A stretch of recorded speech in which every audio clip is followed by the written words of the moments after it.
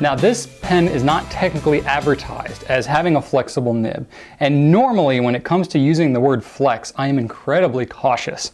Okay, usually I'll say something like soft nib or springy nib if it's a nib that has a little bit of give to it but doesn't give any line variation. But this pen actually has real line variation, almost as if it was advertised as a flex nib. Now, I don't know how Platinum feels about advertise anything as a flex. I know they have some other pens that they've had, such as the Century, the 3776 Century, that they've advertised with a soft fine or a soft medium, and that's got some flex to it. But I find even though this one doesn't advertise as flex, it really kind of is. So I thought including this in the video would be an incredibly important part of featuring one of the best characteristics this pen has to offer. So I've got 3 pens here that I want to share with you in a writing sample. I have the Platinum Cool in clear here with a medium nib. I have the pink one here with a fine nib. And then I have the Platinum Kanazawa Leaf Maki-e with a fine nib. Now this is an 18 karat nib, and this pen is around $170. So you would expect that it's going to write a lot better than the Platinum Cool with a steel nib. However, I think you'll find the results to be pretty pleasing as far as how they write.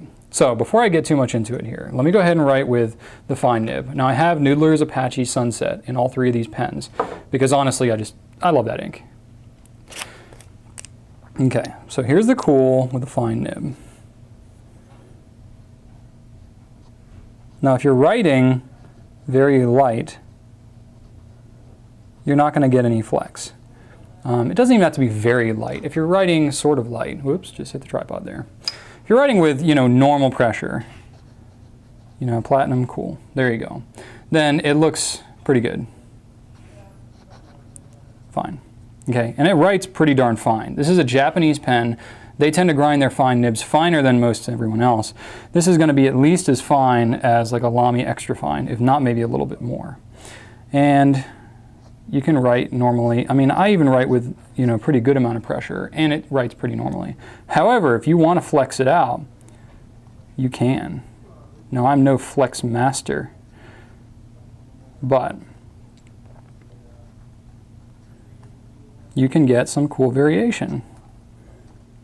Sorry, I keep using the word cool too. It's like, I can't even resist it. Okay, so I'm showing how much I need practice with a flex pen. But you get the idea. You can really kind of flex it out. And the thing I love about this ink in particular is it shows a great color variance between light pressure and dark pressure. So you can see there, that's quite a difference between just giving a little bit of pressure and making it look really good. Now if I go out a little bit bigger, it'll look even more drastic. Granted, keep in mind these dots are only 5 millimeters apart. So when I'm writing in between the dots, that's really pretty small ruling. There you go. And I'll do some little figure eights here for you too, just to show you how much can really vary. So that's pretty cool, right? Not bad for a pen that's just over $40. Now let me show you that in contrast here with a much more expensive pen. Still a great pen by Platinum. It's a gorgeous pen. I mean, it's got that Maki-e, the goldfish on here. This is just one of the Kanazawa Leaf Maki-e's. It really is a beautiful pen. So that is a lot of where the cost is coming in, and the 18 karat thing. But in terms of actual writability,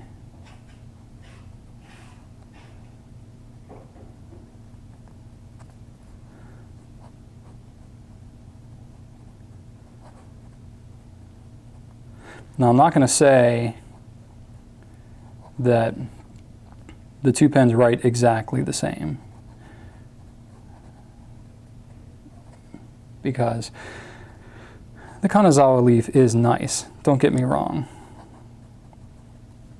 The nib does have a little bit lighter touch to it, lighter spring, but if you really just want to get kind of that line variation and you don't want to pay all this amount to get an 18 karat nib, you'll see that if you're just going for the actual writing effect, it's not drastically different, if different at all, between the Cool and the Kanazawa Leaf.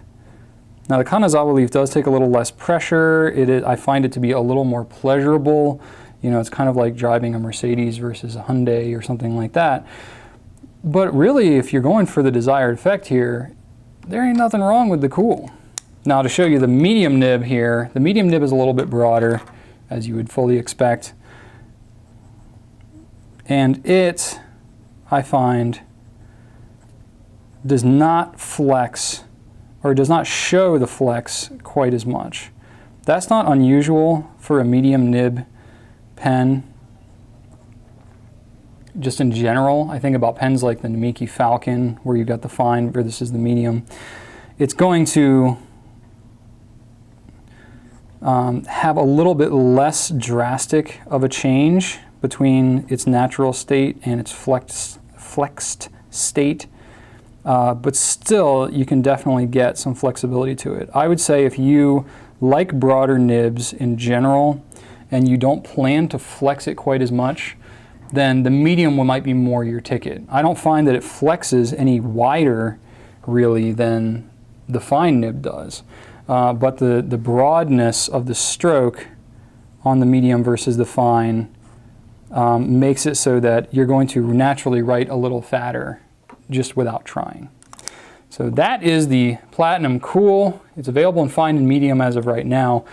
I find it to be a tremendous pen for what you're getting for the money. I like all the features of it. I love the way that it writes. And I hope this video was helpful for you.